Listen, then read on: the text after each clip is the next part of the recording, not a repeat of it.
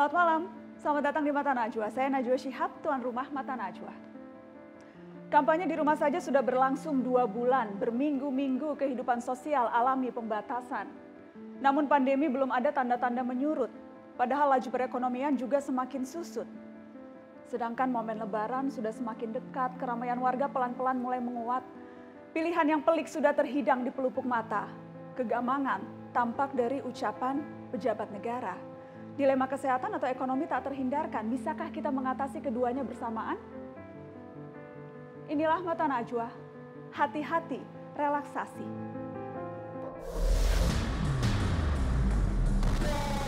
Kita beruntung sejak awal memilih kebijakan PSBB, bukan lockdown. Banyak orang berkumpul dan berlalu lalang di pasar saat pembatasan sosial berskala besar atau PSBB.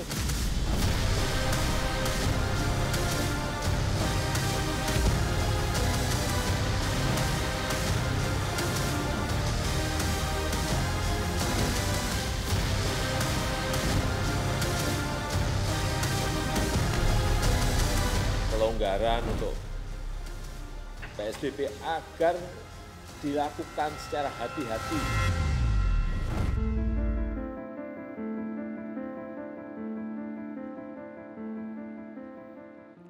Sudah 2 bulan kita melawan corona sejak munculnya kasus positif COVID-19 awal Maret lalu. Hingga hari ini jumlah kasus belum menunjukkan penurunan meski sejumlah kebijakan telah diambil. Sementara itu sejumlah pejabat bahkan sudah kompak melontarkan wacana pelonggaran aturan pembatasan sosial berskala besar atau PSBB. Ada gagasan untuk relaksasi PSBB, dimulai dengan daerah-daerah yang telah menunjukkan kasus sangat kecil. Relaksasi juga akan kita mulai pada sektor-sektor tertentu secara bertahap.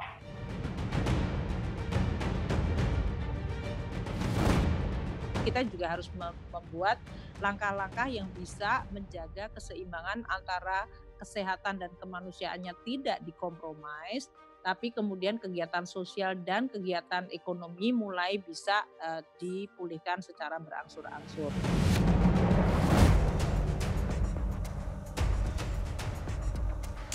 Siapa yang naik itu? Yang naik itu adalah anak rakyat kecil. Rakyat kecil yang harus bekerja. Dengan kereta api dia hanya mengeluarkan Rp8.000. Kalau dia naik taksi, Bu, dia harus keluarkan 20.000 dan sebagainya, bahkan 100.000. Nah, oleh karenanya kita memang sudah sepakati harus tetap jalan, tapi protokol kesehatan harus dilakukan. Contohnya tadi kalau masalah misalnya relaksasi di bidang rumah ibadah, udah lama kita bahas itu. Dengan tentu saja risikonya kita sama-sama mencoba mengawasinya dengan lebih baik dan memberikan pengertian lebih baik kepada semua yang terkait di tingkat bawah. Presiden mengatakan ekonomi harus tetap bergerak, tetapi tetap di dalam kerangka protokol kesehatan itu. Itulah yang disebut relaksasi. Sudah siapkah Indonesia melonggarkan atau merelaksasi PSBB? Mengawali Mata Najwa malam ini, kita telah terhubung dengan Ketua Tim Pakar Gugus Tugas Percepatan Penanganan COVID-19, Wiku Adhisa Smito, ada Deputi 4 Kantor Staf Kepresidenan Juri Ardiantoro, ada Ekonom Faisal Basri, dan Ahli Epidemiologi Fakultas Kesehatan Masyarakat UI Pandu Riono. Selamat malam Pak Pandu, Bang Faisal, Bang Juri, dan Pak Wiku. Selamat malam, terima kasih sudah bersedia bergabung di Mata Najwa. Baik, saya ingin ke Bang Yuri dulu, Kepala Staf Kepresidenan. Yang jelas kita dengar wacana relaksasi atau pelonggaran PSBB muncul dari berbagai pernyataan menteri. Jadi apakah memang ya relaksasi itu sesuatu yang diinginkan oleh pemerintah pusat? Bang Yuri? Malam Mbak Nana, jadi secara kebijakan sampai hari ini pemerintah masih konsisten untuk menjalankan kebijakan yang namanya PSBB, pembatasan sosial berskala besar. Jadi belum atau kebijakan di luar itu belum dijalankan. Berbagai wacana mengenai relaksasi, pelonggaran atau yang sejenisnya itu baru semacam arahan presiden untuk para menteri, para pembantunya untuk memikirkan langkah-langkah ke depan. Tetapi secara kebijakan sampai saat ini PSBB yang masih berlaku. Ya, tapi munculnya wacana berbagai pernyataan soal pelonggaran itu justru pada saat kurva korban atau kurva kasus positif trennya menanjak dan dalam evaluasinya PSBB masih banyak pelanggaran. Kenapa wacana itu muncul di saat misalnya hari ini kasus penambahan sedang paling tinggi sejak pertama kali diumumkan? Jadi saya kira sebetulnya itu bukan wacana ya, tapi sesuatu perencanaan jangka panjang yang belum atau tidak dijalankan saat ini. Jadi concern sekarang ini adalah bagaimana pemerintah, gugus tugas dan seluruh pihak itu concern terhadap penanganan COVID itu sendiri. Bagaimana mencegah, memutus mata rantai penularan secara luas dan kemudian mengefektifkan pelaksanaan PSBB yang dianggap longgar dan kemudian melakukan usaha-usaha penting dalam rangka pemutusan mata rantai penularan itu tadi. Misalnya Presiden selalu mengatakan dalam konteks PSBB ini tes masif. Ya, Presiden mengharapkan ada 10.000 per hari tes masif. Presiden juga memerintahkan untuk melakukan pelacakan secara agresif bagi orang-orang yang diduga terpapar virus corona. Ya, tapi rencana itu kita tahu masih jauh dari target. Permintaan Presiden untuk menguji minimal 10.000 per hari sekarang baru sampai setengahnya. Bang Yuri, tadi Anda katakan itu masih wacana jangka panjang, tetapi yang jelas yang bocor di publik adalah hasil kajian yang dilakukan Kementerian Perekonomian yang sudah spesifik menyebutkan tanggal-tanggal. Ada fase-fase. Saya ingin tunjukkan ke pemirsa, ini kajian yang dilakukan oleh Kementerian Perekonomian. Kita lihat sama-sama.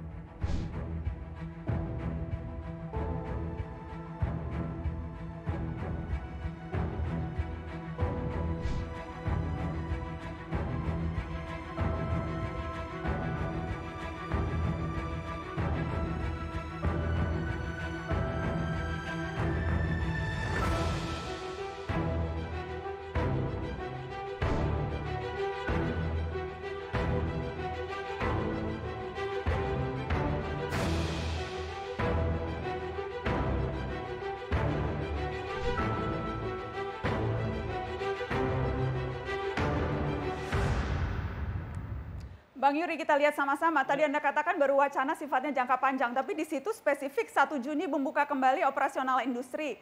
8 Juni mal boleh beroperasi, 15 Juni sekolah sudah dibuka. Dan ini kajian ini keluar tanggal 6 Mei dalam catatan kami. Padahal sehari sebelumnya kasus baru harian melonjak ke 484 kasus. Jadi apa dasar kajian ini? Jadi begini Mbak, apa yang dilakukan atau disampaikan oleh Menko Ekonomi itu sesuatu yang benar, maksudnya adalah memang menjalankan arahan perintah Presiden untuk melakukan kajian-kajian apa langkah-langkah ekonomi jika relaksasi itu atau tahap-tahap penanganan COVID itu sampai pada relaksasi dijalankan dari sisi ekonominya. Tetapi kapan itu dijalankan sangat tergantung dari penanganannya COVID itu sendiri. Jadi kalau terlihat di situ adalah waktu bulan Juli, bulan Juni dan sebagainya itu adalah simulasi belaka yang belum tentu apa yang akan dijalankan nanti sesuai dengan bulan yang tadi dipaparkan atau yang terlihat di dalam paparan itu sendiri. Jadi sekali lagi belum ada keputusan apapun menyangkut tahap-tahap relaksasi, apalagi dikaitkan dengan kapan pelaksanaannya itu. Iya, karena kemudian menemukan pertanyaan, ini kalaupun simulasi, seharusnya kan simulasinya supaya berguna, itu didasarkan pada kajian atau data yang akurat. Timbul pertanyaan, jadi wacana relaksasi ini pertimbangannya medis atau politis? Ya, tentu saja apa yang dilakukan oleh Menteri Ekonomi atau juga menteri-menteri yang lain, saya kira ada banyak kajian yang dilakukan oleh para pakar, oleh pemerintah, yang tentu saja ada dasarnya. Baik, saya ingin ke Bang Faisal, seorang ekonom. Bang Faisal, apa yang Anda baca dari berbagai kajian, dari pesan yang tampaknya saling silang, yang kerap muncul dari pemerintah? Apakah ini memang karena sebegitu sulit atau dilematis, atau memang ada tarik ulur kepentingan Anda lihat? Kelihatannya kan ini mencoba untuk menjabarkan apa keinginan Presiden ya. Presiden inginkan puncaknya Mei, Juni itu sudah menurun, Juli sudah seperti biasa. Jadi kira-kira tadi kalau saya lihat jadwalnya kok merespons apa keinginan Presiden gitu. Jadi bukan dilandasi oleh scientific evidence, bukan dilandasi oleh data gitu. Oleh karena itu kalau saya lihat ini keinginan subjektif, tentu saja siapapun ingin kan lebih cepat. Tapi harus ada syarat-syarat yang bisa dipenuhi tadi. Hari ini tuh 689 kasus baru. Ya. Nah kalau kita lihat menariknya, saya bukan ahli epidemiologi, cuman lihat dari perilaku statistik, itu statistik harian Indonesia, daily casesnya itu naik turun tidak karu-karuan. Ya, kodong-kodong naik kencang, besok turun gitu. Itu fungsi dari apa sih? Fungsi dari tes. Semakin banyak tes, semakin banyak kasus baru ditemukan. Kalau tidak ada tes, hari ini misalnya tesnya agak turun, ya kasusnya turun. Jadi tolong menurut saya sense of crisis-nya itu betul-betul ditunjukkan gitu ya. Yang kita lawan adalah virus yang tidak kelihatan dan caranya adalah dengan tes. Bukan dengan macam-macam gitu. Jadi tes di kita tuh baru 600-an per 1 juta penduduk. Alasannya katanya alat-alat tes kurang di dunia, semua negara perlu. Kok Bangladesh bisa 800? Kok negara-negara lain yang lebih miskin dari kita bisa banyak? Karena apa? Kalau menurut saya nih, panglima kan ini menghadapi perang, tapi panglima perangnya tidak jelas siapa. Ya, tadi Mbak Najwa tunjukkan itu semua menteri senior ya, bicara ya selera masing-masing lah. Menurut saya udah untuk COVID ini serahkanlah kepada panglima perang atau juru bicara panglima perang. Nah tapi justru panglima perangnya tidak jelas. Sidang kabinet, misalnya sidang kabinet itu yang presentasi bukan ahli epidemiologi, Menko. Yang melakukan kajian misalnya dampak cuaca lah, panas udara, mengurangi COVID. Enggak jelas, saya ada bahan presentasi di istana itu. Bang Faisal, menurut Anda terlalu dinikah berbicara soal wacana pelonggaran atau relaksasi, atau memang ya sudah mulai harus kita diskusikan sekarang? Setidaknya kalau disiapkan sih oke saja ya, disiapkan oke. Tapi relaksasi itu yang terjadi di seluruh dunia yang melakukan relaksasi, entah Jerman, Spanyol, Italia, itu daily casesnya turun, kematiannya juga turun. Active casesnya sudah mengalami penurunan walaupun kumulatif casesnya naik terus ya. Kumulatifnya naik terus tapi daily cases dan active cases itu kumulatif cases dikurangi dengan yang sembuh, dikurangi dengan jumlah yang mati. Jadi contoh yang paling bagus saya lihat kurvanya Iran. Tapi Iran overconfident, ada second wave. Sekarang 3 hari terakhir naik dia. Jadi turun pun belum jaminan. Turun pun kita harus disiplin gitu. Baik. Jadi terlalu banyak faktor yang harus diperhitungkan dibandingkan hanya sekedar melemparkan wacana relaksasi. Kami akan kembali setelah pariwara, tetap di Mata Najwa.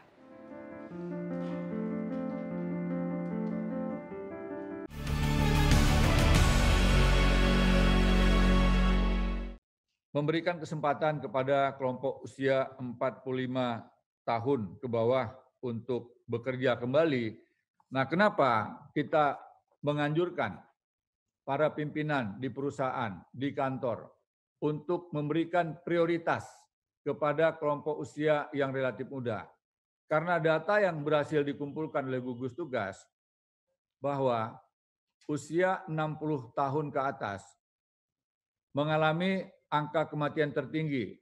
Kemudian kita lihat datanya, berarti sisanya 15% adalah usia 45 tahun ke bawah. Dibandingkan dengan usia 46 tahun ke atas yang mencapai 85%, maka tentunya seluruh pimpinan di perusahaan, seluruh para manajer, para kepala di tiap-tiap bagian yang mempekerjakan karyawan, pegawai, haruslah memperhitungkan faktor ini. Ya, Doni Bonardo yang kemudian juga menyebut kelompok muda usia di bawah 45 tahun, mereka secara fisik sehat, mereka punya mobilitas tinggi, dan rata-rata kalau toh mereka terpapar, mereka belum tentu sakit, mereka tidak ada gejala.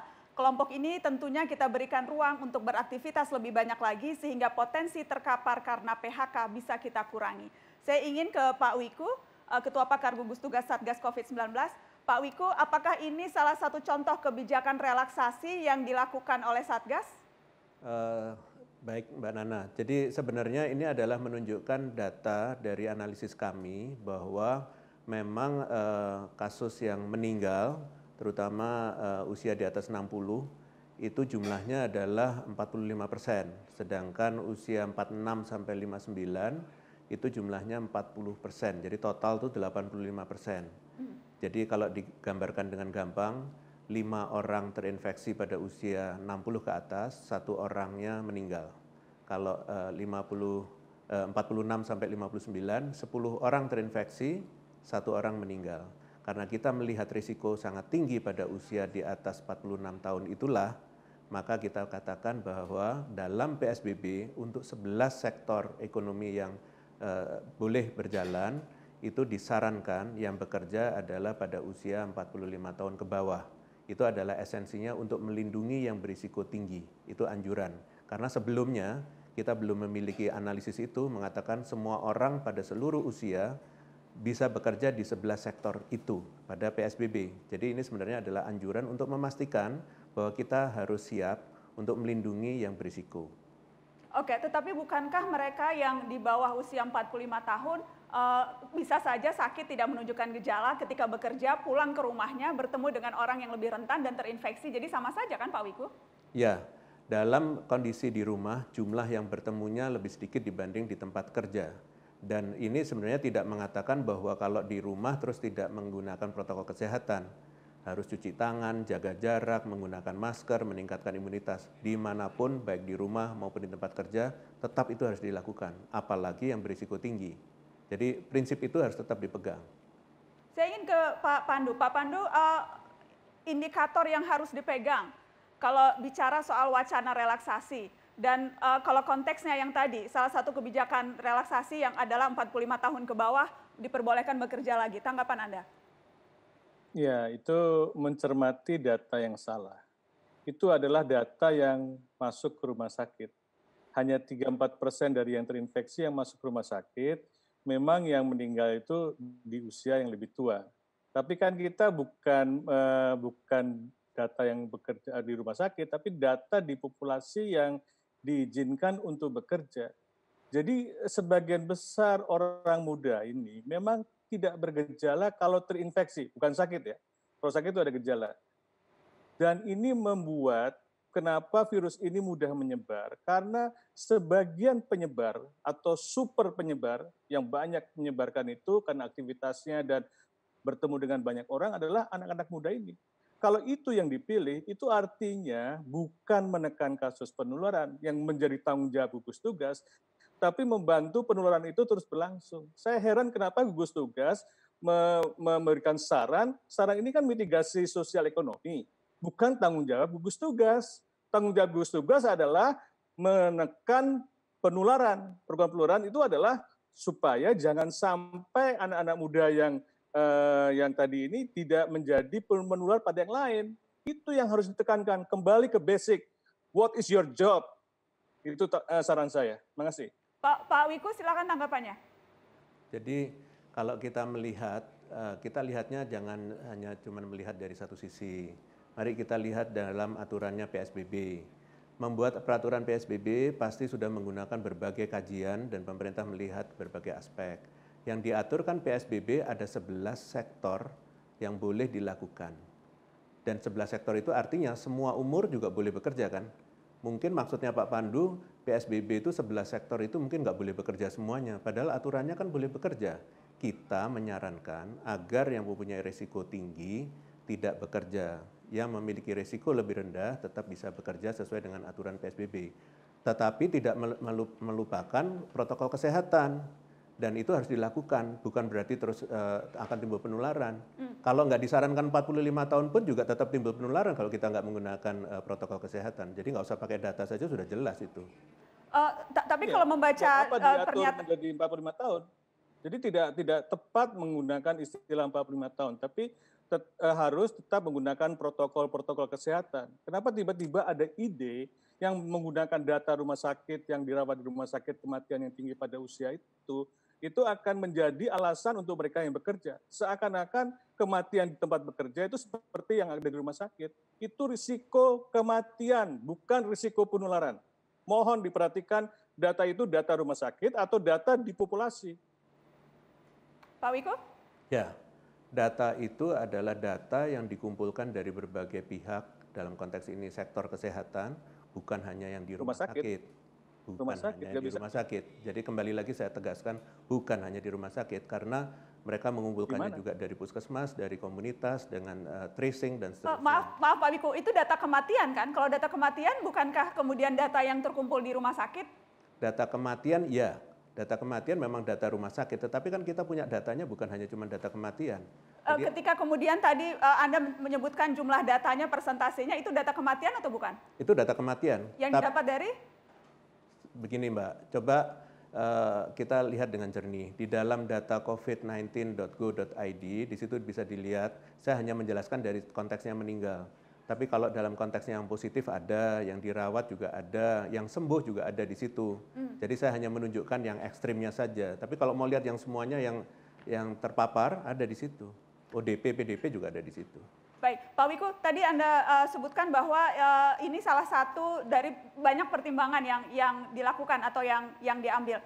Saya ingin tanya, apakah misalnya pertimbangan soal usia 45 tahun ke bawah diperbolehkan bekerja, itu kalau tadi Anda katakan karena bahkan PSBB pun mereka tetap bisa bekerja, tapi kenapa disampaikannya di saat wacana relaksasi? Dan kenapa kemudian pernyataan Pak Doni mengatakan supaya yang PHK bisa dikurangi? Bukankah mereka tidak terkena PHK kalau memang PSBB memperbolehkan industrinya dilakukan?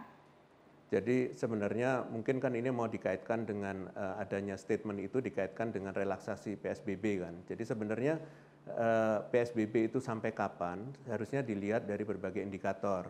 Jumlah kasusnya secara beberapa saat atau beberapa minggu itu harusnya menurun dengan tren yang sama. Bukan hanya konteks nasional, harusnya dilihat per daerah. Kemudian juga kita harus lihat perubahan perilaku. Apakah dari waktu ke waktu perubahan perilakunya makin lama makin membaik, makin banyak yang menggunakan masker dan seterusnya. Itu adalah indikator-indikator yang harus dilihat per daerah. Jadi perlakuannya adalah perlakuan per daerah. Oke. Pak Pandu, indikator-indikator apa yang menurut Anda seharusnya dijadikan pegangan ketika akan ada pelonggaran atau relaksasi? Pak Pandu. Ya, kita sudah mengusulkan ada indikator kesehatan, satu adalah indikator epidemiologi. Indikator epidemiologi itu satu, penurunan kasus yang terkonfirmasi konsisten menurun selama 2 minggu. Penurunan kematian karena COVID selama 2 minggu. Penurunan PDP selama 2 minggu terus menurun. Kemudian indikator public health-nya adalah testing meningkat, tidak boleh menurun. Kontak tracing meningkat, tidak boleh karena testing menurun, kasus menurun. Ini tidak bisa dibedakan. Selama testing tidak bisa diatasi, jangan mimpi untuk pelonggaran. Kemudian tadi betul perilaku penduduk untuk menggunakan masker meningkat, perilaku untuk cuci tangan meningkat. Indikator ketiga yang perlu diperhatikan adalah layanan kesehatan kita. Layanan kesehatan kuatnya, artinya semua puskesmas, semua rumah sakit, pemerintah itu APD-nya lengkap, ICU-nya jalan, ICU-nya berfungsi, kemudian juga nakesnya siap. Dengan demikian kita mempersiapkan pelonggaran secara bertahap tadi, betul yang kita relaksnya bertahap, tetapi kita memilih jenis pekerjaan-pekerjaan yang mulai dilonggarkan itu seperti apa, dan nanti kita langsung evaluasi lagi selama 2 minggu atau bahkan sebulan, apakah konsisten tadi nggak evaluasi tadi. Baru kita bisa move ke berikutnya untuk melakukan pelonggaran. Ini yang seharusnya dilakukan. Jadi ada peta jalan untuk pembukaan dalam satu paket. Satu paket indikator kesehatan, indikator epidemiologi, indikator layanan kesehatan, karena kita mengantisipasi kemungkinan adanya gelombang kedua, gelombang ketiga, dan juga indikator yang kita bisa nanti memilih jenis-jenis aktivitas ekonomi apa yang paling rendah risikonya, mulai dibuka, mulai tahap pertama, tahap kedua, tahap ketiga, tahap keempat, atau mungkin nanti sampai tahap kelima. Jadi dengan demikian kita mempunyai rencana yang jelas. Dan kalau kita bicara hari ini misalnya, apakah indikator-indikator itu menunjukkan tren yang memungkinkan kita untuk mulai melonggarkan berbagai kebijakan? Pak Pandu? Masih jauh, Mbak Nana. Masih jauh. Testing aja belum bisa diatasi. Masih jauh. Apalagi kasus juga kita lihat masih terus meningkat. DKI menurun, kemudian datar. Karena aktivitas penduduk selama bulan Ramadan ini tidak comply sama untuk tinggal di rumah, banyak bepergian, karena aktivitas Ramadan ini membuat, apalagi nanti kalau selama Hari Raya, ini membuat kenapa PSBB itu sebenarnya berefek, tapi tidak monitoring, tidak dievaluasi, supaya benar-benar kita bisa mencapai penurunan kasus yang kita harapkan. Karena kita ingin mempercepat masa PSBB. Kita semua ingin rileks kok dengan cepat, tapi syarat-syarat itu harus dipenuhi. Baik, kita akan kembali setelah pariwara, tetap di Mata Najwa.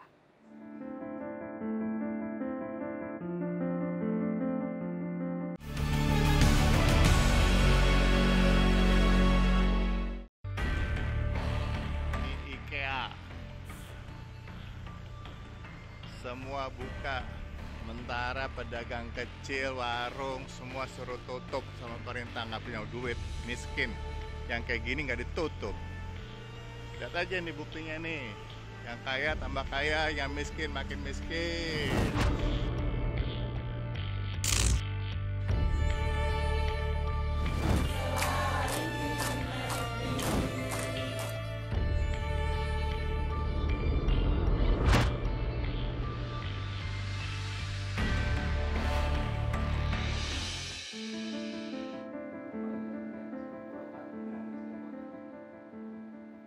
Dampak corona menghantam semua lini termasuk pelaku usaha kecil hingga mereka yang bergerak di industri kreatif.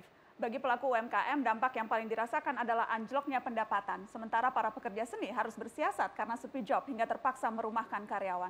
Telah tersambung dengan Mata Najwa, pegiat industri kreatif Anji Manji, dan Ibu Indrawati Hadijah, pedagang gorden di Pasar Tanah Abang.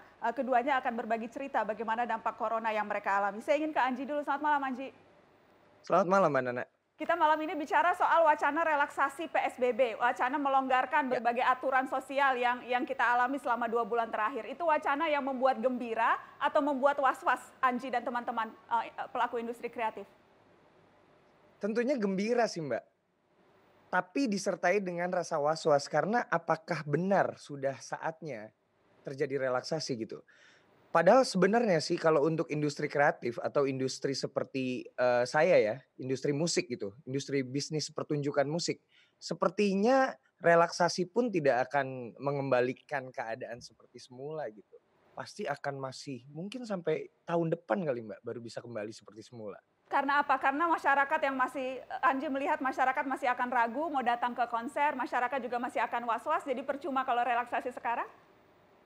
Menurut saya iya. Bahkan dari kaminya juga masih was-was sebenarnya. Teman-teman band saya pun kemarin waktu ada konser online, konser streaming itu, jadi kan saya buat di rumah gitu dengan jarak yang jauh-jauh tapi mereka tetap masih was-was gitu. Jadi sebenarnya dari kami pun masih merasa belum safety gitu untuk melaksanakan acara seperti sedia kala.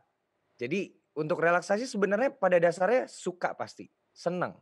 Tapi tetap was-was gitu Mbak. Seberapa jauh ini memukul ke teman-teman Anji, ke teman-teman kru, teman-teman yang biasa bantu Anji untuk masang alat-alat bank, teman-teman IO, ini betul-betul memukul penghasilan dan pendapatan mereka ya Ji? Sangat Mbak, semuanya mati. Udah mulai dari musisinya, tentunya dengan krunya, IO-nya, penyedia vendornya, vendor panggung, lighting, sound system dan lain-lain, semuanya terdampak. Dan itu total kami berhenti. Kecuali memang yang sudah siap untuk sistem streaming di rumah. Dan itu pun tidak banyak sih Mbak. Walaupun sekarang itu ada alternatif-alternatif baru seperti misalnya ada virtual venue yang bisa dilaksanakan konser streaming secara online gitu, secara virtual. Atau juga misalnya sekarang tuh yang lagi baru mulai ditawar-tawarkan kepada saya juga dan juga beberapa teman, itu adalah konser melalui Zoom Mbak. Hmm. Oke, jadi memang ada alternatif-alternatif, tapi pada prinsipnya hampir semuanya susah untuk beroperasi di saat PSBB. Karenanya apakah Susah. misalnya saya ingat saya melihat postingan di sosial media Anji ketika ramai Oke. di Sarinah dipenuhi orang yang ingin bernostalgia. Kemudian Anji Ya. juga sempat marah begitu. Sementara yang lain PSBB di rumah aja, nggak bisa kerja, nggak bisa berpenghasilan. Sementara ada sejumlah Ya. orang yang malah foto-foto dan instastory di depan McD Sarinah. Iya, sebenarnya kemarin itu saya sih menghargai apa ya namanya memori, nostalgia gitu. Tapi kan itu kan sifatnya seremonial ya Mbak ya. Dan kemarin itu waktu acara di Sarinah itu menunjukkan apa ya sebuah contoh lemahnya penerapan PSBB di DKI sih Mbak. Dan juga yang membuat saya geram juga nih, sepertinya pihak gerai itu memfasilitasi kepada para pengunjung di sana yang ingin melaksanakan seremoni itu gitu. Dan juga saya membaca-baca, pihak kepolisian tidak mempermasalahkan kerumunan asalkan mereka menerapkan memakai masker, jaga jarak, dan juga menjaga kebersihan. Padahal kalau misalnya memang seperti itu keadaannya, apa bedanya dengan konser?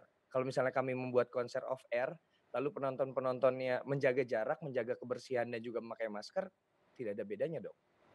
Jadi PSBB yang belum ditegakkan secara ketat itu yang membuat rasanya sia-sia berada di rumah aja selama 2 bulan dan ketika sekarang mau relaksasi apa bedanya kalau toh sekarang sudah rileks begitu ya Ji? Betul juga Mbak, dan juga satu lagi, hal itu bisa menjadi pemicu atau sumbu untuk apa ya, pelanggaran-pelanggaran yang lain gitu karena oh mereka aja boleh, Oke. kenapa kami tidak? Seperti itu loh Mbak.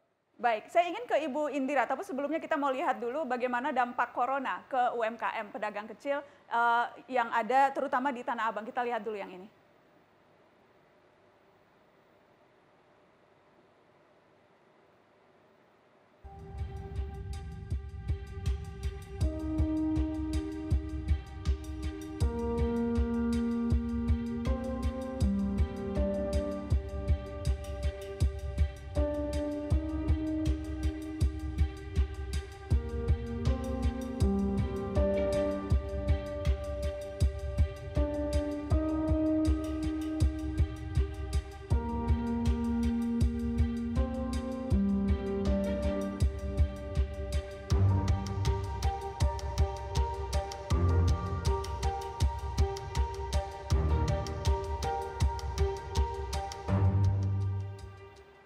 Ya, saya ke Ibu Indira. Ibu Indira pedagang korden di Pasar Tanah Abang ya Ibu?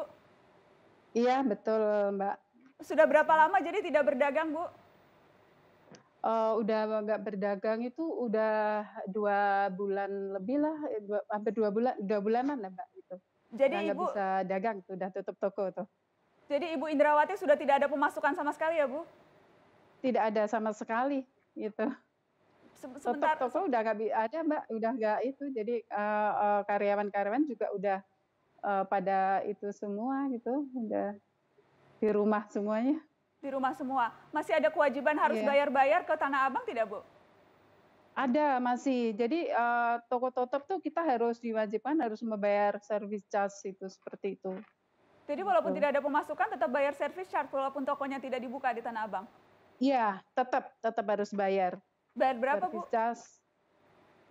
Itu tergantung dengan luasnya toko ya Mbak ya. Kalau saya 1,2 satu bulannya. 1,2 juta. Ibu, jadi Ibu sekarang nggak bisa masuk ke toko karena belum bayar service charge? Iya, nggak bisa masuk ke toko karena belum bayar service charge. Jadi nggak boleh masuk, kita harus bayar dulu service charge baru bisa masuk. Seperti itu.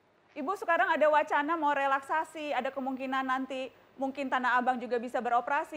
Ibu bagaimana? Ibu senang atau masih ada deg-degannya juga? Ya ada deg-degannya juga, ada senangnya juga ya Mbak ya.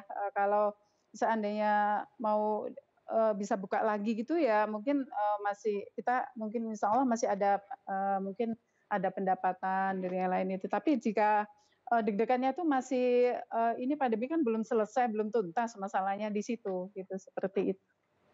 Gitu. Sebelumnya ini sebelum pandemi ini melanda, sebelum ditutup, itu lagi rame-ramenya atau memang situasinya sedang sepi, Bu? Udah mulai, soalnya kan menjelang mau puasa, itu udah biasanya udah mulai itu sih, udah mulai rame gitu untuk puasa itu kan. Ibu kalau Seperti relaksasi itu. tapi harus protokol kesehatan, harus pakai masker, harus jaga jarak, Ibu siap Bu di pasar? Eee, saya sudah siap sebelum, ada peraturan itu memang udah karyawan saya tuh udah memang pakai masker, pakai sarung tangan, seperti itu ya, pakai di toko itu ada hand sanitizer itu udah kita siapkan, seperti itu. Oke, jadi memang, sudah ada protokol kesehatan yang siap dijalankan ya? Kalau Iya. PSBB-nya diperpanjang, Ibu tidak apa-apa? Karena untuk mencegah supaya tidak semakin, menular virus coronanya, Ibu tidak apa-apa PSBB-nya diperpanjang? Ya, saya nggak apa-apa ya, Mbak, ya, untuk kebaikan semua ya mungkin ya itu. Saya nggak apa-apa, tapi, saya juga sebetulnya ingin apa ya, dari pengelola pengembang, di Tanah Abang tuh ya ada keringanan gitu maksud saya ya. Karena toko kan udah tutup udah berapa bulan gitu. Jadi ada dan saksinya ada di kantor gitu maksud saya. Dispensasi tidak harus bayar Iya. service charge karena memang tokonya tidak buka ya, Bu? Iya, Mudah-mudahan heeh, didengarkan oleh PD Pasar Jaya. Ya, amin, mudah-mudahan Baik, saya ingin minta didengarkan. tanggapan Bang Faisal Basri, seorang ekonom. Bang Faisal, bagaimana apa solusi yang bisa diberikan oleh pemerintah begitu ke UMKM dan juga misalnya ke pekerja industri kreatif yang penghasilannya didapatkan dari menyelenggarakan konser-konser misalnya? Sejauh ini yang telah dilakukan pemerintah secara lebih rinci ya adalah yang terkait dengan bank. Jadi bayar cicilan dan bunga untuk UMKM itu dibebaskan. Jadi pemerintah yang tanggunglah gitu ya. Datanya kebetulan lengkap lewat KUR, itu datanya lengkapkan semua dan lewat kredit-kredit program. Nah masalahnya adalah yang tidak lewat kredit program seperti Ibu Indrawati ini mungkin tidak masalah di bank, masalahnya adalah tidak ada pendapatan yang menyebabkan karyawannya dirumahkan. Nah itu belum itu. Nah ini Pemda yang harus lebih aktif karena tidak bisa semua dilakukan oleh pemerintah pusat. Yang paling penting adalah bagaimana memastikan bahwa karyawan-karyawan yang dirumahkan, yang ter-PHK, yang jumlahnya sudah 3 juta per awal Mei, ya, per awal Mei sudah 3 juta, termasuk juga pekerja migran kita yang pulang, itu sudah ratusan ribu. Kalau dijumlahkan itu 3 juta orang, nah 3 juta orang ini yang paling penting adalah bagaimana memenuhi kebutuhan hidup seharian mereka. Kemudian yang kedua, bagaimana mereka bisa membayar kos-kosannya atau kontrakannya. Kan mereka tidak ada pendapatan. Dan bagaimana mereka bisa membayar cicilan utangnya karena lazim itu karyawan itu pinjam gitu ke mana lah gitu ya. Itu yang sejauh lewat bank. Mudah-mudahan BI, Kantor Menko Perekonomian dan Kementerian Keuangan beserta bank-bank yang terafiliasi yang ikut program ini rasanya itu bisa lebih cepat karena datanya bagus. Tapi kalau datanya tidak ada, repot. Baik, terima kasih Anji, terima kasih Ibu Indrawati sudah berbagi cerita untuk Mata Najwa. Tetap di sini, kami kembali sesaat lagi.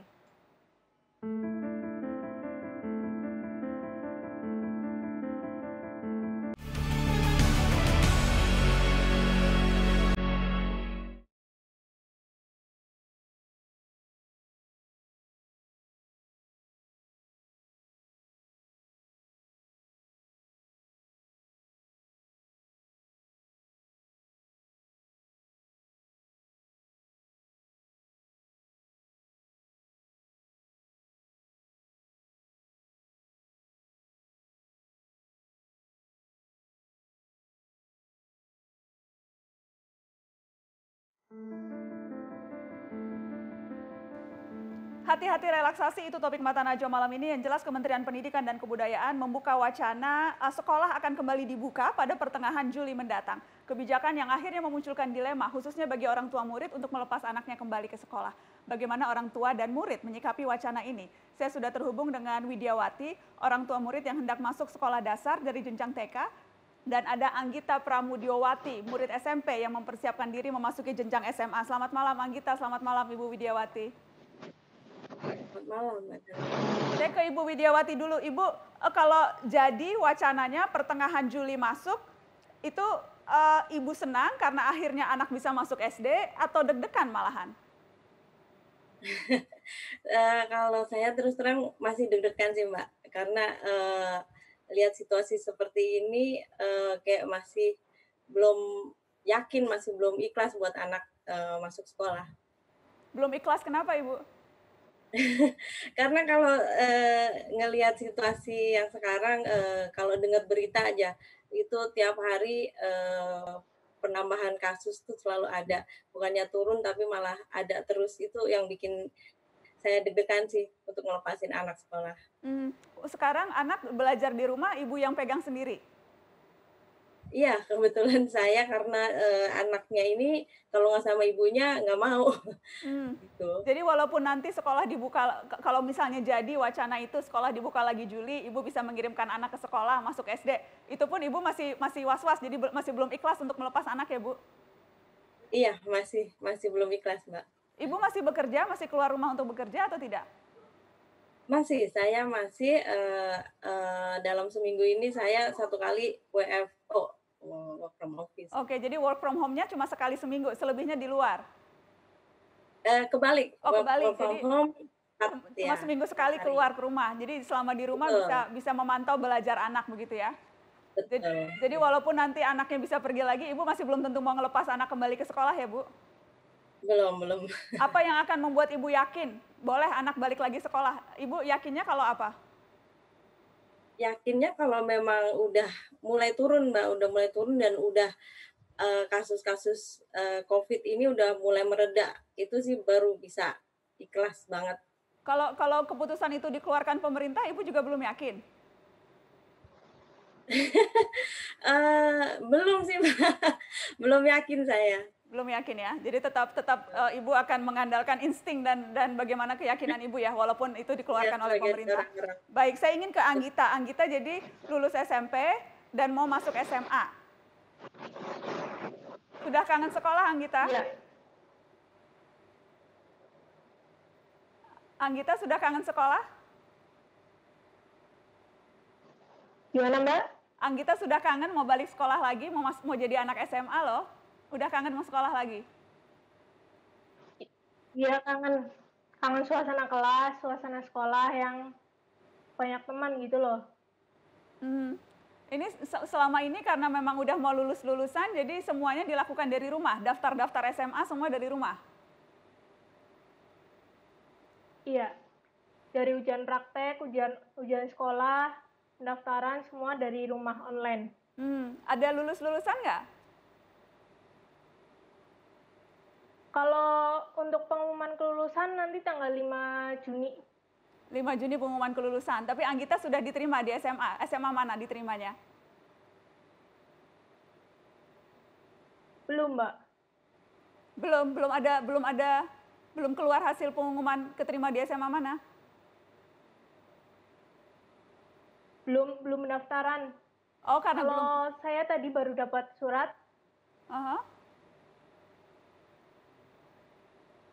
Gimana? Saya tadi baru dapat surat dari Kementerian. Saya tadi baru dapat surat dari Dinas Pendidikan Provinsi Jawa Tengah.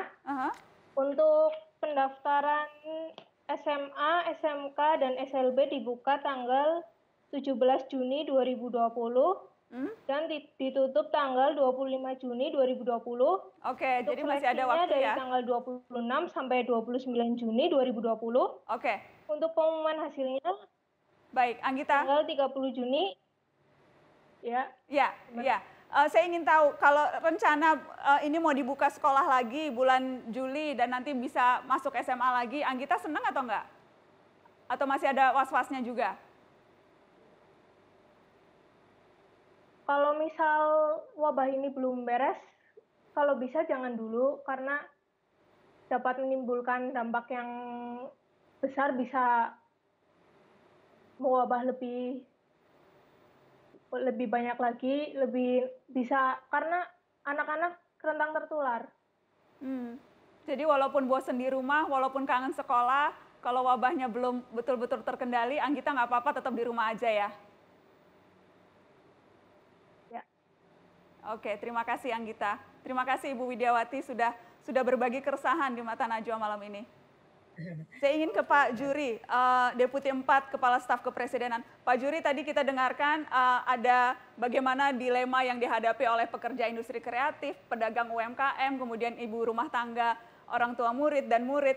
Semuanya ya kepengen semuanya normal, tapi masih ada kekhawatiran dan tidak yakin angka-angka ini akan bisa membuat mereka ikhlas betul-betul kembali beraktivitas. Tanggapan Anda Pak Yuri?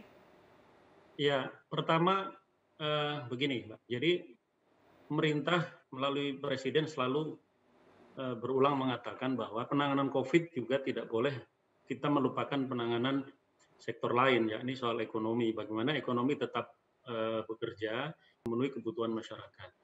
Nah, tetapi kita juga harus menghitung betul dampak dari kemungkinan kegiatan ekonomi itu akan menjadi sumber masalah menjadi lebih besar dalam hal penularan wabah ini. Jadi oleh karena itu memang Presiden selalu mengatakan terkait dengan wacana relaksasi itu harus dihitung secara matang, hati-hati, lihat timingnya, jangan sampai kita terburu-buru. Relaksasi harus semata-mata didasarkan pada data yang ada di lapangan. Apakah betul-betul apa yang tadi disampaikan oleh Pak Pandu misalnya sudah sudah bisa dicapai atau belum, misalnya tadi penurunan kasus secara konsisten. Nah, sepanjang itu belum bisa, maka relaksasi itu menjadi sangat riskan. Jadi, oleh karena itu sampai hari ini, pemerintah tentu saja tetap konsisten untuk menerapkan PSBB sambil kita merancang secara detail bagaimana pada akhirnya suatu saat ketika relaksasi itu harus diberlakukan.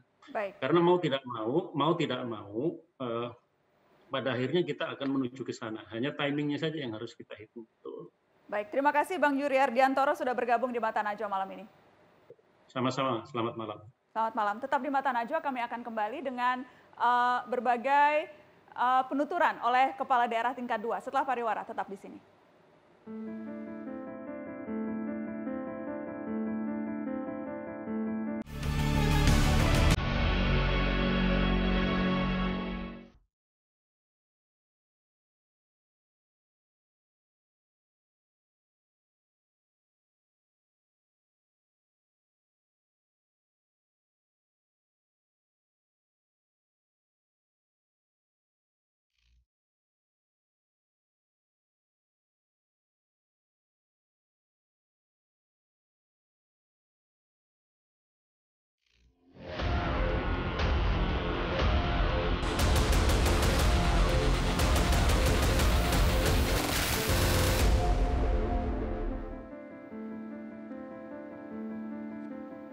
Wacana pemerintah melonggarkan PSBB disikapi beragam oleh daerah yang hingga kini masih berpacu menekan angka penyebaran corona.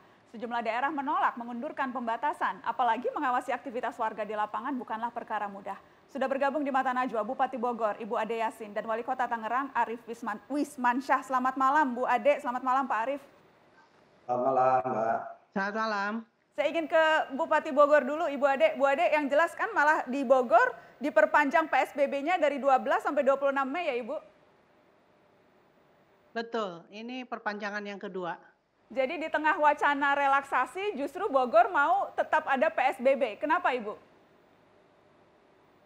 Ya terus terang aja ini kan karena kondisinya juga Mbak masih mengkhawatirkan. Sebetulnya PSBB itu kan sudah relaksasi dari karantina wilayah. Artinya kalau sudah PSBB ini yang saya anggap juga masih longgar, kalau harus direlaksasi lagi ya bagaimana kita juga mau menekan virus-virus ini supaya tidak terus menyebar di masyarakat begitu. Jadi wacana relaksasi bagi kami terutama di daerah ini sangat berat sekali. Makanya kenapa kami perpanjang PSBB ini agar waktu apalagi sekarang ini sangat tepat sekali ketika kita perpanjang karena menjelang Idul Fitri yang dimana orang keluar masuk ya dari satu wilayah ke wilayah yang lain untuk silaturahmi maupun kunjungan ke keluarga. Nah, di sini kalau kita longgarkan, apa yang terjadi? Ya, nanti kemungkinan ini akan terus menyebar virus-virus ini. Bahkan bisa masuk ke kampung-kampung atau ke desa-desa yang memang sebagian wilayah kami adalah desa. Bu Ade, wacana relaksasi ini terutama didorong karena tekanan ekonomi. Apakah pertimbangan ekonomi itu sesuatu yang Ibu memang rasa tidak sepenting faktor-faktor lain dalam keputusan perpanjangan PSBB ini, Ibu? Sebetulnya sama pentingnya, tetapi kita kan harus ada prioritas. Mana yang lebih prioritas, kesehatan dulu atau ekonomi dulu? Kan sekarang sudah berjalan, WFH sudah berjalan baik di kantor-kantor pemerintah maupun di swasta. Dan terlihat ini tidak ada masalah, masih banyak pekerjaan yang bisa dilakukan di rumah. Lalu kegiatan ekonomi juga pasar masih berjalan untuk pangan. Dan pasar-pasar yang tradisional kita berikan waktu dari pagi sampai siang. Ini juga sebetulnya ada waktu bagi mereka untuk berjualan, sehingga tidak ada pengekangan ya, sebetulnya tidak ada pengekangan buat para usaha kecil juga, mereka masih bisa berjualan tapi dibatasi oleh waktu. Justru yang sebetulnya agak menghambat ini adalah perusahaan-perusahaan besar yang berkedok di dalam perusahaan ekspor impor misalkan, Mbak, dengan sekian ribu karyawan. Mereka masih beroperasi. Karena apa? Karena beranggapan bahwa ekspor impor ada yang dikecualikan, padahal yang dikecualikan itu bukan sesuatu yang penting. Artinya mereka hanya memproduksi barang-barang konsumtif. Nah, kalau kita tidak bisa menindak mereka dengan alasan kewenangannya ada di kementerian, ya kenapa tidak kita juga bisa mengatur usaha-usaha kecil ini supaya mereka juga tidak terhambat ataupun tidak kehilangan pekerjaan. Kan ada beberapa UKM sekarang bisa dialihkan kepada produksi masker, misalkan masker kain. Ya. Ada juga di beberapa pasar yang kita bisa boleh berdagang tapi dengan syarat pembeli dan penjualnya harus memakai masker dan menjaga jarak. Ini adalah bentuk relaksasi juga sebetulnya dari PSBB. Tapi PSBB yang sekarang sudah longgar, jangan lagi dilonggarkan. Ini nanti seperti apa kalau dilonggarkan lagi? Kami di wilayah ini berat sekali, apalagi saya punya desa. Saya di Kabupaten Bogor ini punya 416 desa. Hanya 19 kelurahan. Saya khawatir di zona merah ini ketika berkunjung ke desa-desa, ini khawatir menyebarkan penyakit kalau tidak ada PSBB. Makanya kenapa kita perketat PSBB? Karena kami juga menjaga wilayah kami, bukan hanya menjaga mudik orang ke kampung kami atau dari kampung keluar, tetapi menjaga wilayah kami agar juga tidak banyak terpapar virus tersebut. Baik, itu posisi dari Kabupaten Bogor. Saya ingin ke Kota Tangerang. Pak Arief, bagaimana posisi Anda? Karena kalau dibaca statement-statement Wali Kota Tangerang justru menghendaki relaksasi PSBB. Betulkah kesan itu? Buat saya secara eksekusi ini jadi motivasi ya. Bagaimana kita mempercepat masyarakat mampu melakukan disiplin secara mandiri begitu. Karena dalam 2 kali PSBB ini kita evaluasi memang datanya masih stagnan begitu ya, penurunannya belum sangat signifikan walaupun terjadi penurunan. Yang jadi masalah memang datanya belum akurat. Karena data-data PCR itu hasilnya baru keluar 9 sampai 14 hari. Nah, jadi kita kembalikan lagi ke tanggal ketika lab itu dikirim, kita mapping lagi. Dan kalau saya ke lapangan, Mbak, memang kondisi di bawah ini terutama masyarakat yang kelas bawah sangat terdampak sekali khususnya kaitan ekonomi dan sosial. Maka sekarang kita baru saja melakukan pemetaan lagi. Rencananya besok kita mulai melaksanakan sanksi-sanksi karena selama ini sanksinya hanya teguran. Nah, besok ini kita akan mulai lakukan sanksi bagi yang melanggar tidak menggunakan masker, tidak melakukan social physical distancing, itu akan kita bawa ke kecamatan untuk kita lakukan rapid test. Pak Arief, saya ingin klarifikasi soal IKEA karena itu kemudian viral di mana-mana itu soal IKEA. Itu kan masuk dalam wilayah Anda ya Pak Arief? Apa yang terjadi? Apakah memang sejak awal tidak diperbolehkan beroperasi sehingga kemudian ramai sekali atau ada pelanggaran yang dilakukan di situ? Jadi izin operasionalnya itu ternyata dia hypermart, Mbak. Dan di aturan itu hypermart memang dibolehkan. Tapi di dalam hypermart di dalam ketentuan peraturan wali kota yang saya keluarkan bahwa mereka itu hanya boleh kan urusan pangan, kesehatan dan lain sebagainya. Nah, IKEA ini menjual kebanyakan kan furniture. Memang ada makanannya tapi sedikit. Makanya kemarin kita putuskan untuk ditutup. Pak Arief, tapi informasi itu baru kemudian Anda ketahui setelah itu viral di media sosial ya Pak. Jadi sebelumnya memang itu luput dari pengawasan Satpol PP atau dari aparat Kota Tangerang. Iya. Baik, baik. Tapi posisi Anda, apakah seklir Bupati Bogor misalnya menolak pelonggaran atau Anda masih melihat bisa saja pelonggaran demi dampak ekonomi yang lebih minim? Kalau saya sekarang melihat memang belum waktunya relaksasi gitu. Karena sekarang kita sedang berjibaku untuk bagaimana membangun tadi budaya disiplin mandiri lah. Karena yang jadi masalah kan COVID ini sampai sekarang belum ada vaksinnya. Jadi kita nggak tahu ujungnya sampai kapan. Dan ini sering sekali pertanyaan dari masyarakat, Pak sampai kapan kita berhadapan dengan corona? Saya bilang corona ini mau nggak mau jadi bagian hidup kita yang kita juga harus, istilah Pak Presiden itu berdamai dengan corona atau berdamai dengan COVID. Maka lakukanlah semua protokol yang pemerintah anjurkan ya secara bertahap berproses. Nantinya kita lihat ketika sudah mulai landai, mungkin kita akan berikan pelonggaran. Baik, terima kasih Wali Kota Tangerang Pak Arief Wismansyah dan juga Ibu Ade Yasin Bupati Bogor. Terima kasih sudah bergabung di Mata Najwa. Tetap di sini saya akan kembali dengan berbincang juga dengan Kepala Daerah tingkat 2. Apa pendapat mereka soal wacana relaksasi? Sudah tepatkah atau terlalu dini? Atau memang sudah seharusnya dilakukan? Setelah pariwara, tetap di sini.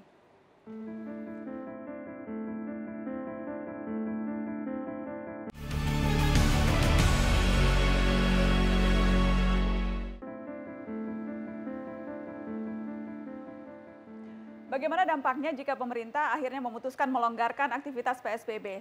Sudah siapkah protokol kesehatan diberlakukan secara ketat? Bagaimana daerah ketika mendapatkan limpahan persoalan baru atas imbas pengunduran ini? Sudah bergabung di Mata Najwa, Wakil Bupati Gunung Kidul, Imawan Wahyudi, dan Wali Kota Semarang, Hendar Prihadi. Selamat malam, Pak Imawan. Selamat malam, Pak Hendrar. Selamat malam, Mbak. Selamat malam. Terima kasih sudah bergabung di Mata Najwa. Saya ke Wakil Bupati Gunung Kidul, Pak Imawan. Pak Imawan, saya mendengar Anda keberatan dengan rencana pengendoran PSBB. Tapi setahu saya kan di Gunung Kidul tidak ada PSBB ya, Pak? Jadi kenapa keberatan Anda didasarkan atas apa, Pak? Ya, dengan kondisi yang real sekarang, kami membangunnya kan lama, Mbak. Jadi tentu ada edukasi dulu, barang 2-3 minggu, untuk membuat semacam karakter sosial baru, yang tadinya normal gitu, kemudian masuk situasi darurat, kan harus ada edukasi. Nah, masyarakat setelah diinstal, katakanlah begitu, kesadarannya, kedisiplinannya, lalu tiba-tiba kemudian dikendorkan, akan terjadi semacam friksi sosial, bahkan mungkin juga konflik sosial.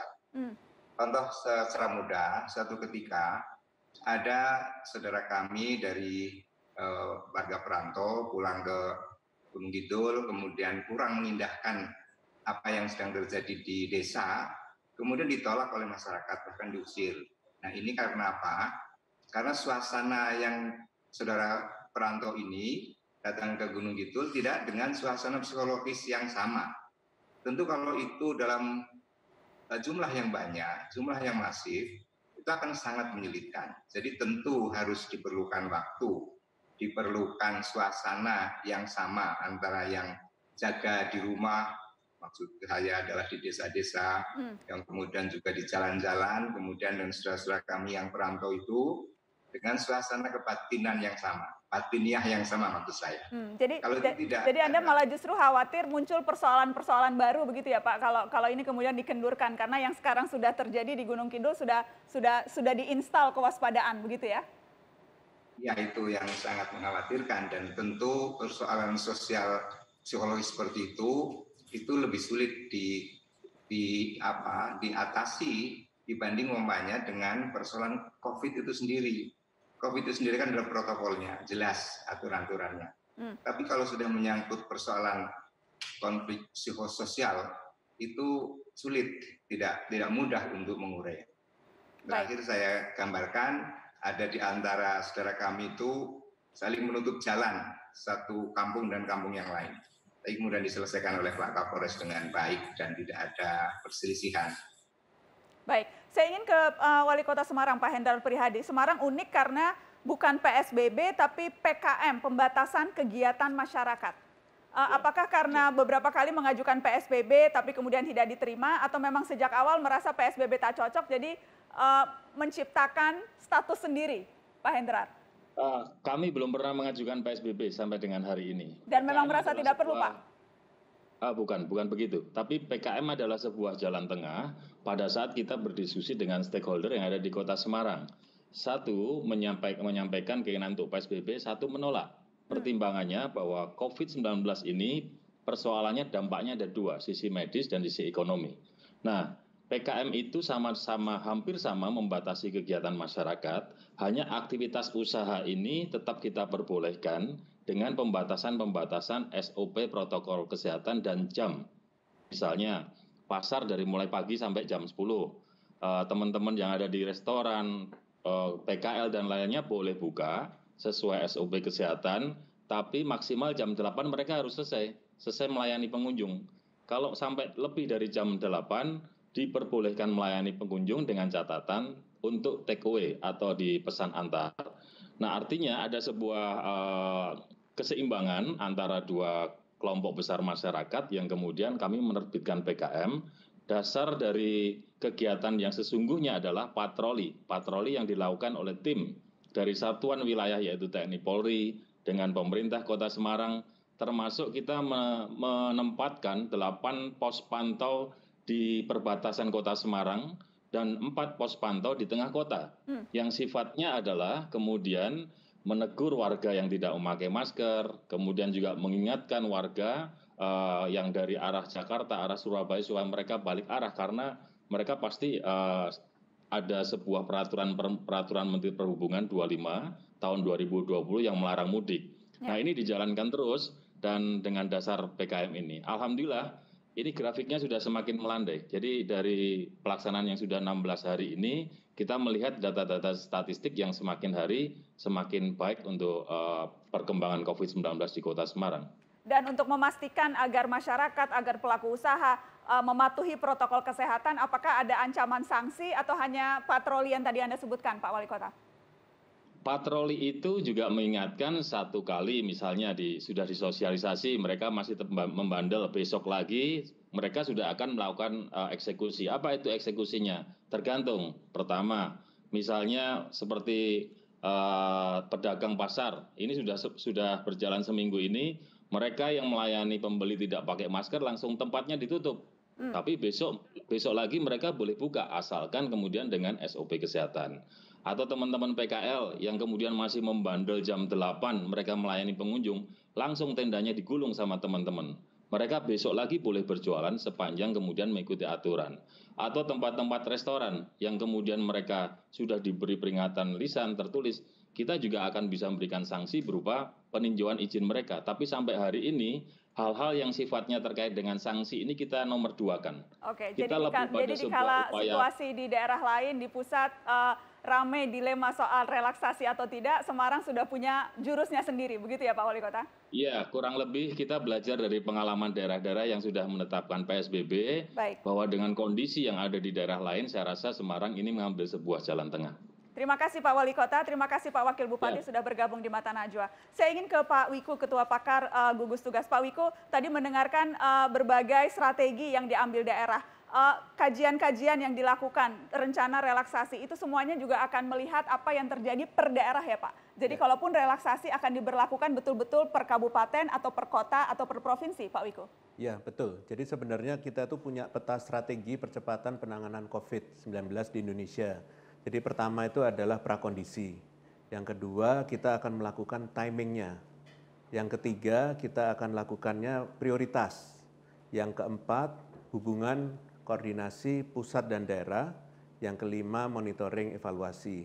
Jadi yang pertama prakondisi. Kita pastikan dengan sosialisasi, survei, analisis kajian, semua orang tahu tentang kondisinya.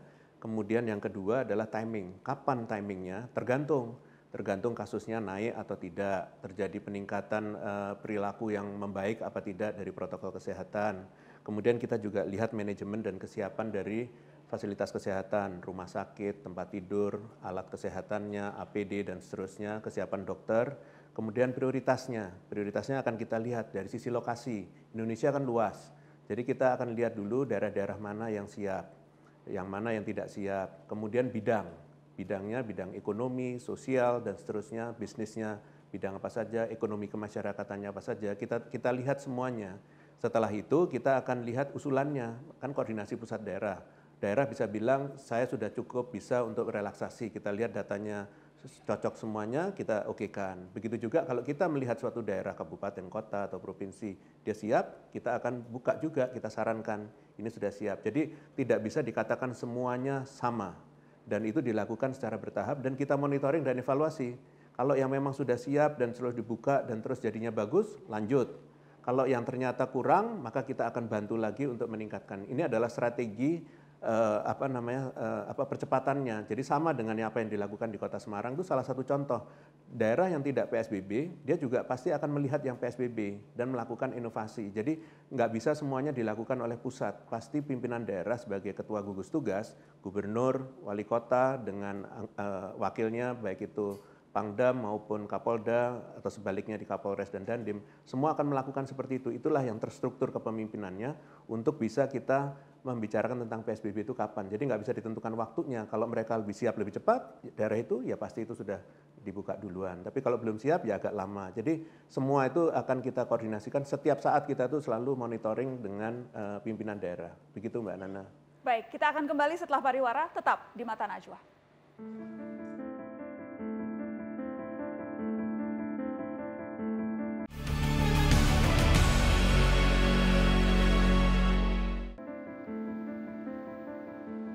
Hati-hati relaksasi. Tadi Pak Pandu Riono sudah mengatakan bahwa masih jauh bahkan untuk membicarakan kemungkinan relaksasi melihat berbagai indikator yang saat ini kita miliki. Pak Pandu, tapi yang jelas adakah hal-hal yang bisa didahulukan sekarang? Karena rasa-rasanya semua orang memang kepengen cepat-cepat kita punya exit plan. Anda katakan masih jauh karena indikatornya masih belum mencukupi. Tapi apa yang bisa dilakukan saat ini sekarang untuk memastikan tidak terlalu jauh lah kita bisa ada relaksasi? Ya, yang paling lemah adalah peningkatan layanan testing. Karena layanan testing ini sangat diperlukan walaupun nanti kita sudah merelaksasi. Karena kita perlu melakukan banyak sekali melakukan testing-testing pada penduduk yang mau kembali bekerja supaya tempat kerja itu aman. Sehingga kebiasaan perilaku menggunakan masker itu juga harus menjadi norma baru, responsive behavior yang dipatuhi oleh masyarakat. Itu yang menurut saya. Dan di KI itu kelihatan bahwa PSBB yang di mana penduduknya itu stay at home itu memberikan impact yang luar biasa. Jadi kalau kita bisa tahan sebentar aja sampai habis Lebaran, itu insya Allah bahwa kita akan memasuki periode yang akan turun dan kita bertahan lagi 2 minggu lagi dan kita akan turun mudah-mudahan sih sebelum Agustus kita bisa melepaskan satu tahapan untuk melakukan pelonggaran. Jadi prediksi Anda jadi Agustus baru kita bisa mulai betul-betul melihat mana yang bisa direlaksasi. Tapi belum sekarang ya Pak? Agustus paling cepat? Belum sekarang. Ya, Agustus. Dan ketika sampai Agustus, karena kan misalnya Pak, tadi saya berbincang dengan Ibu yang masih deg-degan melepas anaknya pertengahan Juli sekolah. Kemudian juga ada suara-suara ingin kembali beribadah ke masjid. Ada wacana Kementerian Agama hendak membuka masjid lagi untuk ibadah. Apakah memang kalau nanti relaksasi, dari segi urgensi dan resiko, mana yang bisa dipending, mana yang bisa dimulai lebih awal, Pak Pandu? Yang mulai dipending, yang mulai bisa dilonggarkan adalah kegiatan-kegiatan yang tidak langsung memberikan pelayanan ke publik. Karena itu yang paling penting, kalau masih memberikan pelayanan publik itu masih ada penerapan jaga jarak dan sebagainya. Seperti kafe, warung, kalau mau dibuka, tapi harus jaga jarak dan sebagainya. Tapi untuk sekolah mungkin belum bisa. Mungkin sekolah nanti pada tahap berikutnya yang mulai dibuka, mulai SD kampus, mulai kemudian berikutnya. Ini yang menurut saya secara bertahap. Salah satu industri manufacturing pekerjaannya mulai pada saat awal mungkin bisa dilakukan, tapi tetap melakukan protokol-protokol kesehatan tadi. Jadi kita sudah melihat jenis-jenis pekerjaan apa saja yang dimungkinkan pada tahap pertama yang paling rendah risikonya, bukan berdasarkan usia, tapi berdasarkan jenis pekerjaan. Berdasarkan jenis pekerjaan. Baik, saya ingin ke Bang Faisal Basri. Bang Faisal, kalau retail begitu, ini kan juga sudah ada suara-suara retail pusat perbelanjaan dibuka, kemudian juga ada suara supaya masyarakat tidak terlalu stres begitu, jadi bisa tetap jalan-jalan ke mall, bahkan ada salah satu alasannya seperti itu melonggarkan PSBB. dilema antara kesehatan dan ekonomi ini terjadi di semua negara, bukan hanya di kita. Anda sebagai ekonom melihatnya bagaimana, Bang Faisal? Iya, orang meninggal nggak bisa recover ya, tapi ekonomi bisa recovery. Jadi perkiraan IMF 2021 kita recover penuh gitu, bahkan pertumbuhannya bisa lebih tinggi dari 2019. Tapi tahun ini ya turun, kalau menurut Bank Dunia kalau worst case scenario-nya bisa minus 3,5. Nah oleh karena itu jangan dibawa ke trade off. Kalau ini menurut saya sequence. Prediksi ekonomi akan semakin memburuk kalau penanganan pandemiknya tidak efektif. Oleh karena itu saya sangat mendukung 1000% tes. Dengan tes kita bisa mengetahui kekuatan lawan itu seperti apa dan kita bisa penetrasi dengan senjata yang paling efektif. Tapi kalau kita kerja, relaksasi, tapi tidak ada tes, ya bencana. Jadi tolong deh, masa 10.000 sehari, ya kecepatannya lebih cepat virusnya daripada tes kita, ya kita kalah dengan virus. Oleh karena itu jangan bermimpi kita bikin timeline. Kalau tidak sanggup, maka mobilisasikanlah secara nasional seluruh kedutaan kita di dunia, cari itu yang namanya alat-alat tes itu, reagent lah, apalah gitu ya. Dan yang reliable, jangan dikasih ke calo-calo yang melakukan mencari keuntungan besar-besaran di tengah pandemi ini gitu. Disinilah letak pentingnya pemerintah pusat itu. Nah kalau daerah, serahkanlah daerah itu yang paling tahu. Ya, kondisi daerah adalah daerah, kemudian kondisi sosial, ekonomi dan sebagainya daerah yang tahu. Jadi pusat jangan terlalu seperti sekarang gitu ya, izinkan tidak izinkan. Wah, bukan kewenangan pusat itu kalau menurut saya. Bikin guideline saja, bikin yang tidak bisa dilakukan, misalnya pengadaan alat tes dalam skala besar. Jadi si daerah tidak melakukannya sendiri-sendiri seperti sekarang kan. Itu yang tugas pusat menjadi penting. Dan satu lagi yang terpenting adalah Pak Jokowi diminta mendisiplinkan menterinya, nggak usah ngomong COVID deh kalau bukan bidangnya. Ngaco, udah hampir pasti ngaco deh. Jadi yang hanya yang berkompeten dan yang memang bidangnya saja yang seharusnya bisa berbicara supaya tidak ada saling silang pendapat. Ya. Baik. Saya ingin penutup ke Pak Wiku, sekaligus penutup Pak Wiku. Boleh saya minta penutupnya Bapak menjawab soal tes tadi Pak, bagaimana harapan besar agar tes massal ini betul-betul bisa terwujud, target 10.000 tapi sekarang masih belum mencapai target, apa rencana spesifik untuk itu Pak Wiku? Ya, jadi fokus PSBB itu tetap pada protokol kesehatan, terdiri dari testing, tracing, isolation, dan treatment. Itu fokus utama. Jadi betul tadi yang dikatakan bahwa kita harus meningkatkan kemampuan testing kita supaya kita tahu seberapa besar gerakan musuh kita itu yaitu virus. Nah sekarang bagaimana caranya kita meningkatkan kemampuan testing? Jadi kita berusaha supaya setiap provinsi harus memiliki laboratorium.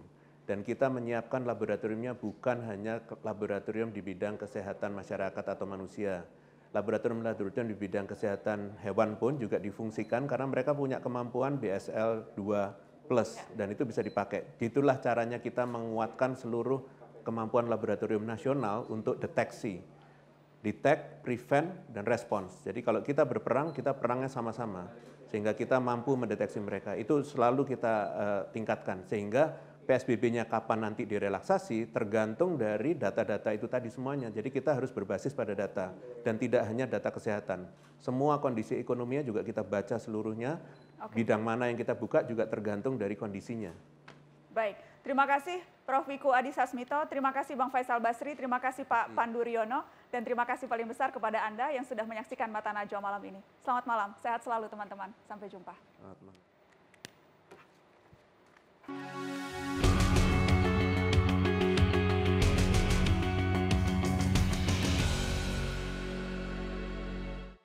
Sangat mungkin pandemi ini masih akan berlangsung lama jika vaksin dan obatnya belum ditemukan juga. Dilema kesehatan dan ekonomi akan muncul berkali-kali selama pandemi belum dinyatakan telah total berhenti. Hindari kebijakan dan pernyataan yang berubah-ubah. Inkonsistensi amat rentan memicu arus gelisah. Matangkan saja dulu segala rencana dan keputusan agar pernyataan dan penjelasan tak saling bertabrakan. Keputusan apapun mesti didasarkan data yang kuat. Buka tutup wajib didasari statistik yang akurat. Inilah saatnya mendengarkan ilmu pengetahuan, bukan para pembisik yang mencari peruntungan. Kami adalah jiwa-jiwa yang hidup dengan nyata. Rakyat bukanlah noktah-noktah di dalam kurva. Dengarlah nyanyi sunyiku, bait risauku, rindu terpendamku menyala